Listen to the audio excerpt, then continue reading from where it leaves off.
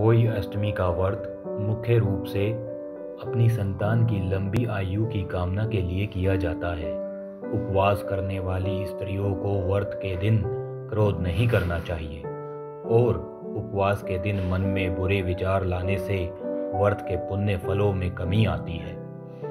होई माता की पूजा करने के लिए होई माता का चित्र गेरुए रंग से बनाया जाता है। इस चित्र में माता से और उसके 7 पुत्रों को बनाया जाता है। संध्या काल में इस चित्र की पूजा करनी चाहिए। तो चलिए अब मैं आपको होई अष्टमी की कथा सुनाता हूँ। होई अष्टमी की व्रत कथा के अनुसार किसी नगर में एक साहूकार रहता था। उसके 7 लड़के थे। दिवाली आने में केवल 7 दिन शेष थे, इसलिए घर की साफ सफाई के कार्य में चल रहे थे। इसी कार्य के लिए साहूकार की पत्नी घर की लीपा पोती के लिए नदी के पास की खदान से मिट्टी लेने गई। खदान में जिस जगह मिट्टी खोद रही थी वहीं पर एक सेहे की मांद में स्त्री की कुदाल लगने से सेहे के एक बच्चे की मृत्यु हो गई। यह देखकर साहूकार की पत्नी को बड़ा दुख हुआ। शोकाकुल होकर वह अपने घर लौट आई। शहर के श्राप से कुछ दिनों बाद उसके बड़े बेटे का निधन हो गया।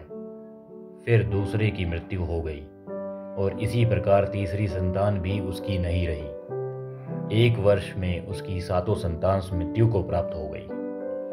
अपनी सभी संतानों की मृत्यु के कारण वह स्त्री अत्यंत दुखी रहने लगी। एक दिन रोते हुए उसने अपनी दुख भरी कथा अपने आस पड़ोस की महिलाओं को बताई कि उसने जानबूझकर पाप नहीं किया है। अनजाने में उससे सह के बच्चे की हत्या हो गई थी। उसके बाद मेरे 7 बेटों की मृत्यु हो गई। यह सुनकर पड़ोस की वृद्ध महिला ने उसे दिलासा दिया और कहा कि तुमने जो पश्चाताप किया है उससे तुम्हारा आधा पाप नष्ट हो गया है।